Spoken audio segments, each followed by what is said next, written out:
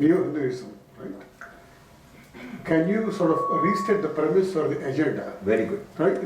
Why is it that they're doing? Is it What is Neo-Hinduism? Second is how the seminary plan might work. Excellent. I love this kind of question. Targeted, very important. So, Neo-Hinduism, a man named Paul Hacker, a German, started this thesis called Neo-Hinduism in the 1950s, where he was a philologist, linguist, Sanskrit scholar, one of those guys you would say, we should be sponsoring him. He was very, for 20, 30 years he's been very well known, very prominent and good original insights he came up with, very nice ones on Sanskrit and Sanskrit texts. But then he started developing this thesis that Hinduism started with Vivekananda because Vivekananda had an inferiority complex with the British. British were very successful, British were unified, British were scientific, British were modern, Indians were scattered and not so. So he wanted to create a unified thing and he gave it the name Hinduism. And he says that Karma Yoga was not it was a fabrication of Vivekananda, because Karma Yoga in the Gita is not helping charitable towards other people. I'm not required in traditional Hindu Karma Yoga to be charitable to help other people, love thy neighbor and those kind of things, which is Christian idea. The Hindu Karma Yoga is individual, moksha, selfish, moksha. I do karma to get my moksha. I'm not helping other people. Okay, so this idea of helping other people is a Christian influence on Vivekananda, because he goes to America and he finds that Christians are very organized because they're very charitable, they're helping each other. So he wants Hindus to start helping each other, and he gives it an Indian name so that people think it is one of our ideas. So that is the origin of Karma Yoga according to this thesis. Then Vedanta, and this is what I'd love to have discussion in Chinmay Mission in a future event, because they're studying Vedanta. Vedanta and Yoga cannot be compatible. This is a view. And this view goes back to Adi Shankara, who said that the world we experience is the world of causation. Cause, effect, cause, effect. Everything you do, has an effect. And anything that exists, like this thing, has a cause behind it. Yeah. Nothing just exists by itself. And so every cause has an effect, and every effect was produced by some cause. And the only exception to this is Brahman, which is beyond causation. Brahman never was caused by anything. And you can't cause Brahman. You can't therefore cause moksha. Because moksha is a state of Brahman. You are Brahman in that state. And since Brahman can't be caused by some action, no action can produce Brahman. Every action will produce an effect within this world only. And it cannot produce an effect that is Brahman, which is beyond this world. So therefore, he argues, and this is all true, not misquoting, these guys are very intelligent. Shankara argues that therefore, Brahman cannot be the effect of a cause. You cannot do a karma or do an action which will produce moksha. But Shankara says that. And therefore, since yoga is something you do, no amount of yoga, no amount of meditation, no amount of samadhi will produce moksha. And therefore the claim of yoga as a path, okay, is not valid. So he comes up with that. Okay. And then this whole idea of bhakti also is something you are doing. And bhakti can clean you, purify you, do all of that, but it is not going to take you to moksha. So he's arguing that this unified Hinduism of Vivekananda is a sham. It is a sham, and it is for political purposes. It is being done to fight the British. And it is a reaction against driven from an inferiority complex vis-a-vis the British, the Indians vis-a-vis the British. Now, his idea is popularized by Halffuss in University of Pennsylvania, a great Indologist, the Indians think very highly of. He brought Paul Hacker to UPenn and gave him tours and made him famous and did his collected works in English. He did that. And then Aghehanand Bharati, who was a Viennese that had turned into a Hindu and become a sannyasi wearing orange robes and was a tantric and Shaivite and so on for 20 years of his life wandering around India. He does a U-turn, comes back to Europe, has some big fight with people in India for whatever reason, and he starts promoting this thesis of Neo-Hinduism. He rejects Hinduism and says the whole thing is a sham. Then it goes to England, Ursula King, who's a minister in one of the Anglican church or something, And she starts writing a lot of this stuff about Neo Hinduism.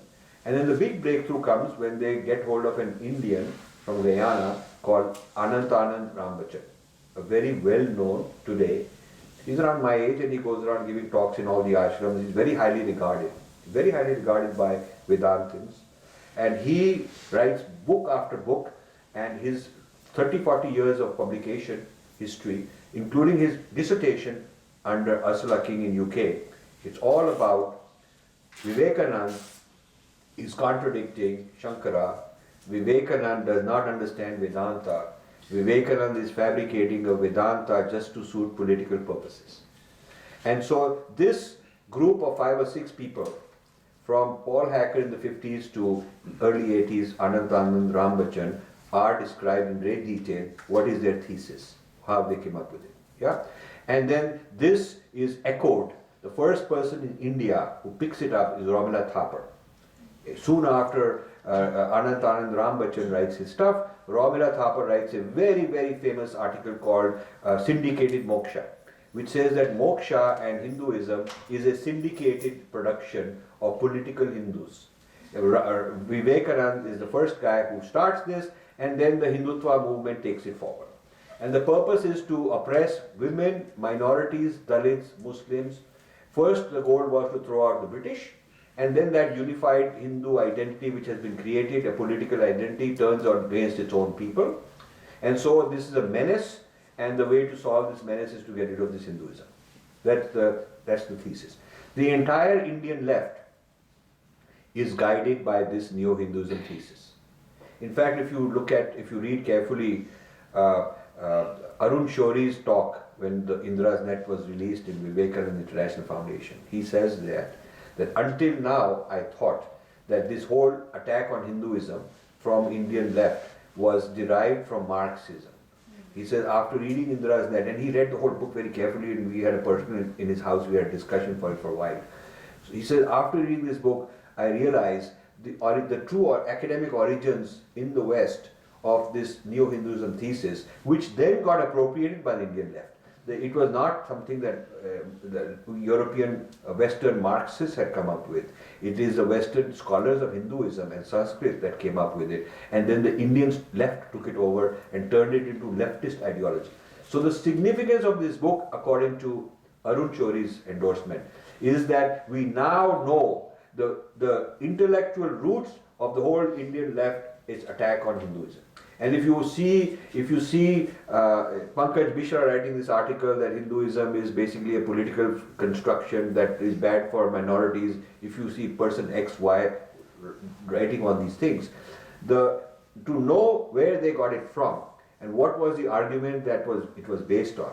And then the second part of my book, which refutes this philosophically, intellectually, historically, politically. In each one of these ways I give my counter arguments that says that this is actually a false construction. So this is what the book is about. Yeah, my question is why? What is the agenda? Is it to denigrate India, or is it to make people bad? So each one has a separate agenda. The Paul Hacker, his collected works were published, and when his collected works were published, I've mentioned this in the book, at his request, the publisher did not include those writings which showed his Christian background and his love for Christianity and his evangelical and his agenda. After he died, posthumously those papers came out, which then made Western scholars suspicious of his work, because they said while he was alive he was hiding this part of his life, he was a Christian apologist, he was hiding. Okay, but by then the damage had been done because many other people had taken over. Now Ursula King in England is very well-known major scholar of Hinduism for a very long time. I met her once in Oxford. I was there visiting their center, and she was there too. And so on another project, I need her work. She's done some good work which helped me get some data and which helped me find some more sources and more leads. So so Ursula King is a kind of one of those very, very clever, like Diana Ike would be, like Wendy Doniger would be. They can say we are very much in love with Hinduism. They can say a lot of positive things also. They can also undermine it. So Ursula King is one of those kind of persons. Now, so she had her own goals because she's an Anglican church person, and they study Hinduism to dig up knowledge which they can use to benefit Christianity. They absorb and digest a lot of good ideas. They are studying Hinduism to learn good ideas, and Christianity has been reinvented in the past 100 years with a lot of Hindu-Buddhist ideas. A lot of Hindu-Buddhist ideas have entered Christianity, like yoga, like meditation, like a lot of philosophy has entered. I'm going to write a whole book on this, the reinvention of Christianity with Hindu-Buddhist ideas. I'm writing a book on that. So Ursula King is part of that project. Even Paul Hacker, in my book Indra's Net, I'm showing that he mentions that there are some great things in the Sanskrit text and the Hindu text which we need in Christianity. He mentions that. So he's on a mining expedition to mine these things.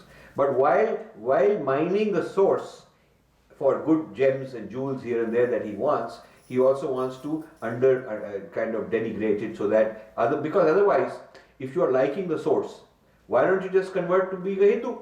You have to like something about Hinduism to bring it into Christianity, but you must also reject it for some reason. You see, you must reject it, otherwise why don't you just become a Hindu? So you have to find something wrong, something fatally wrong, which is why you can't accept it. But there are certain good things you want to take it out. That's the mixed up. So it's appropriate and denigrate. I like what Devdutt Patnaik is doing with me. He want to appropriate my ideas, but get me out of the way. Very separate Rajiv from infinity. Take the money, appropriate the money from the Infinity Foundation, reject Rajiv. This kind of a splitting the source into what you want to digest and what you want to reject. So this is what's going on. Then this guy Anant Anand Rambachan, who has become the champion of this new Hinduism. I frankly don't know what's wrong with him. Because he is, on the one hand, a very devout Hindu. He spends a lot of time in various ashrams, and he talks at Hindu events, and he says he's a Hindu and whatnot. But his basic foundational work all his career has been to basically show that Vivekananda got it wrong.